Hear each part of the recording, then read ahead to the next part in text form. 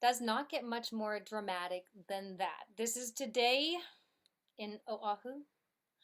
Hawaii has some wild weather, and a lot of this is heading toward the United States. So, I'm meteorologist Amy Metz, your weather woman, providing you with a forecast on what's to come in the next few days. First of all, we do have lightning on the way. So, that's one big thing here that is very new to being forecast. So I'm going to read this to you and let you know a little bit about how we can forecast lightning. It's something I've been doing, and I'm happy to see is now in operational mode with our national forecasters. So right now we're looking at the sun as if we are on Earth looking right at it. And these black holes here, I'll get into in a moment, but they have magnetic field lines that attach to our magnetic field. At times they can blow off parts of, let's say, solar plasma that has an electrical charge, and they'll go around this Parker spiral, kind of in a curve, because the sun is spinning this way around toward the back. And when we see storms on the sun, especially if they leave the sun and eject plasma on this west limb, we call it, or what's on the right side of the screen, and sometimes even a little around this corner, they can curve around the magnetic lines and come right toward Earth. When that happens, we are input with different energetic particles that can give us lightning. So what this says here on Space Weather Live, they do a lot of following SWEPC, our Space Weather Prediction Center in the United States. It says the northern hemisphere polar coronal hole, the black area here, has an extension southward which has been facing Earth the past few days. A solar wind stream flowing from this coronal hole is expected to influence our planet. So besides ejecting plasma, we can have solar wind streams. And this is going to be a reason and something I use to forecast lightning. So when we get up above KP3 or over, let's say, 480 kilometers per second on this solar wind speed, that's when the lightning can be produced. So at this point, it says geomagnetic conditions up to a maximum of KP4, active geomagnetic conditions, are possible starting today up until Wednesday. Solar wind speeds of well over 500 kilometers per second were observed last month when this same coronal hole faced our planet. So this again could be streaming fast solar wind toward us. And excitingly, we have now, where is it? The lightning on our National Weather Service model guidance as part of the HRRR model, the HRRR. So I'm going to loop all of these forecasts, and you'll notice in the bottom of the screen, will you move screen? Oh, I won't go, but I can tell you these little bits of blue are just a little lower on the spectrum here. And that means, yes, there's a chance for lightning in those regions. So I had already believed that and thought that was coming. And this is the reason why. But beyond that, there's also some weather going up there. So I want to start off first with showing you the how and why there's going to be weather in Arizona with lightning. So there's a low pressure here off the coast of California. It will intensify, probably converge and become one with the low that's here over Baja California right now, over the Mexico Peninsula, and end up being in this region here. That will funnel air in a counterclockwise direction and draw up moisture from near the equator right into Arizona at the same time that these close black lines, these are lines of constant pressure. When they're very close to one another, it means there's an extra chance for higher wind speeds. So these will dip down, bring Santa Ana winds to Southern California, and at the same time be pushing very cold, high aloft air over Arizona at the same time that all of this warmer air is below it, but warm air wants to rise. So when it rises into that cold air that's coming down from California, it's going to be a little explosive in some cases, especially for the southern portion of Arizona overnight tonight and into tomorrow, as some of these cells will be going northward. So you can check out Storm Unicorn on YouTube and Tornado Tackler. They will both be chasing these storms tomorrow under some of my guidance and guidance of their own that they've been learning over the past years that they've been doing this sort of thing. And together we're all teaming up to catch what we can, and also share it with people in real time in an effort to help people be prepared and let the National Weather Service know where the flooding is, because we do have potential for some floods. Especially flash floods here. It's going to be up to an inch of rain, but with the dry land there and some of the burned regions, it's going to be a chance for the flash floods. Whereas most of the moisture right now, though, is off of the Gulf. The green here shows you where there's moisture around the 850 millibar level, and so that's where a lot of the clouds live. But with that, with this trough here and a short wave, we're going to be having another short wave action moving up into the Arizona area. This is just one more reason to have some upward motion, meaning cloud makers and rain makers. So Vort max, that's another factor here. I was talking about a little bit about the X is the maximum. And as this trough right here, you see that this kind of a slope, this is a trough, and as it moves across, this Vort max will drop a little bit and start to align somewhat with all the other moisture and action coming in from the south. We have height changes here that aren't showing any big differences, so that's kind of null at this point. Relative humidity at the 700 millibar level, a little bit higher up in the sky where some of the clouds are, is not showing much here. On this spectrum, it's actually dry right now, but with the low pressure here, we will have moisture moving in that I'll show you in just a moment. We already checked that one out, so the Cape is the other one. Now, Cape, mid-level Cape here can help produce upward motion also, and some of this will be traveling northward as this batch here travels southward, and also somewhat could sort of co-correlate with a little bit of the action in the next coming days to Arizona.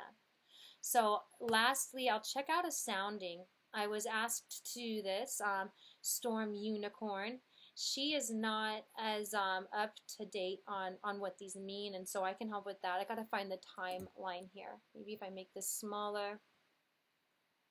So this is going to the 17th. So it's going back in time. She had a forecast one up, so I'm not sure where she got it from, but I can answer the questions she had still regardless on this one, and then I'll get her link to the one she had specifically, because you can tell here right now that it's dry, and I can tell that because this red line is temperature, this black line is dew point temperature. When the dew point and the temperature are the same, it means that there's saturation going on. When they're not touching one another and the dew point is spread, it's dry. So at the point that she had picked out for 4 a.m. on Tuesday and in through the day, these lines are touching, and that's because there is going to be saturation. At this point, we see that these winds here are moving in a clockwise motion. Right here on the right side of the screen, we have what are called wind barbs. This is a 5-knot wind barb. There's one line and one sideways line coming off of it, and here we have one line with one straight line, so that's 10 knots of wind. If we have 2 straight lines coming off, that's 20 knots, and when you get up to the triangle, that's 50. So you can add those all together accordingly. Sometimes you'll see that these go in a pattern where it's counterclockwise, and that's called backing, where there's cold air advection. And that means that if there's different things it can mean. But with the warm air advection coming in, that's mostly from the south at that point, and that can help produce extra weather with the other factors involved. So they can be a little involved, but these things are great, all kinds of information. One of these days I'll make a video just on scutees alone to let people understand what that means. And then otherwise, I'd love to show off all the moisture going on. But while I'm on the winds, gosh, we have some interesting thing going on here in Hawaii right now, because this was a very long storm system that just passed us. As things typically move from east to west, it did. But now that this trough is tilting, we're getting some retrograde action coming up into the scene here. See this go backwards now? So the upper air and the lower air, they were going different directions. So there's a lot of wind shear out there. I headed out earlier to see if I could catch some water spouts. And that's one of the reasons that house rooftop blew off, is all this extra wind shear. Now I'll go back to right now, and I'll show you that from what wind shear means is that the air is moving in different directions at different heights and at different speeds. That could also help produce tornadoes. So surface looks like this, moving up a little bit higher, a little different, even higher, a completely different direction. So if you look at the surface, things are coming from the north and we're having a retrograde surface trough. But in the mid levels, the air is coming from the north still, but not quite. Move up a little bit higher, and everything's southerly, coming right from the south. So this is the upper level trough, and this is what drives a lot of weather, the jet level pattern. So this is the subtropical jet, this is the tropical jet. We have some split flow here, and some split flow that's going to be moving into Arizona. That's one weather maker.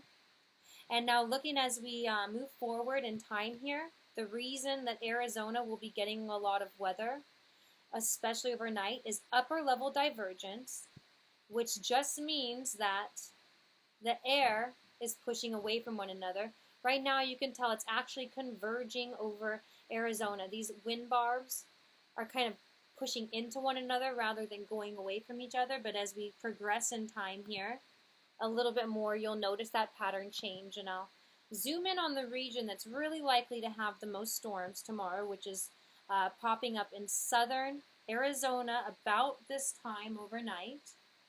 You can tell, now these models are not exact, but I believe things will start just a little bit later here, where we have a tiny bit of divergence going on. Just a tad, mostly right over here toward Phoenix, and then moving in toward Tucson, which is where they'll be chasing. And then this here has even more pronounced divergence at that point. Things can change a little bit in real time, so it's just something to monitor, knowing that these events will be striking southern Arizona. And if you keep an eye on your radar and you want to keep it simple, it's pretty easy just to track where the storm pops up and know that it's going to be traveling to the northeast as it progresses. And the further north it gets, the less intense it should be. And rainfall amounts anywhere from like 1/10 of an inch up to an inch, more along the slopes and peaks because of topographical effects. But as this low pressure off of Baja intensifies, it's going to push more and more moisture up. So in the coming days after that, with the lightning, the storms will get a little bit shorter. They won't be as tall, not the deep, moist convection. So it's going to be more of like a sloppy rain rather than those intense thunderstorms that we'll be getting at first in this area. And so as things drift further over and you have then the divergence more over New Mexico, the other factors that were making it severe weather are starting to die back a little bit, and they won't be the same kind of intense rainfalls there, but they will get some nice rain, some much needed rain for the desert there without a lot of the trouble. And we could have some fun action going on as all of this convergence, these two jets start to converge across the plains also. And that's going to be something that I'll forecast on a little bit later. I'm going to wait a couple days because some of these factors are so variable and there's so many, like the vorticity on top of this low off of Baja and this jet level that we're looking at now. There's a lot to line up in order to tell just exactly how intense these storms will be, because by the weekend there's going to be another round of storms. This is another trough pushing in, and not as intense for this part of the world, I believe, at this point, but I don't want to be quoted on that yet because there are some factors that could pop up that I'd really just like to wait a couple days and dig into that forecast more heavily. Lightning could still be on the up and up at this point, and regions, according to jets that typically have the weather, would be this part of the trough, the exit region on the bottom side. And then also where we get split flow, where these jets then start to leave one another. This jet here and this jet here are now converging. That can help bring in some weather, and there's a few more factors there that if they arise, I'll go ahead and forecast on and let people know about. But model forecasts this far out are a little iffy, so when it comes to hurricanes and tornado outbreaks, I do not rely on the models whatsoever. But these aren't those situations just yet. So for knowing what's to come later, I love looking at just the satellite loops and looking far out, and also how intense are these low pressures. This one is occluding and will die off, but there's another intense low pressure that could be affecting the United States, or the polar vortex is what they like to be called, when these storms come down way out of the poles on the polar jet. So we have the tropical jet, the subtropical jet, and the polar jet. And back-to-back storms here across the United States by this weekend and into next week. I think we might be able to have one of those polar vortexes, but I'd love to have a little more time to see how everything plays off of one another before I'm confident in what's to come with that. But this would be that ridge. Now we have a trough that digs down and a ridge. You can think of the ridge like a mountain ridge. The ridges are what come up and over. So as this air is very cold and getting colder, it's going to be coming back down and funneling down toward the United States again. So that's where things could get a little tricky for the regions around the Great Lakes. And just before that, we could have some action on the Gulf Coast. But most definitely, the next 2 days, we're going to be having some unusual weather popping up in Arizona. It's not every day they get this, just like it's not every day Hawaii has rooftops blowing off. So we are in for today. I'm going to go back out and check out what else is going on. It looks like there was another low pressure developing. And just for my own knowledge before I hit the road again, I'm going to go ahead and check out this low.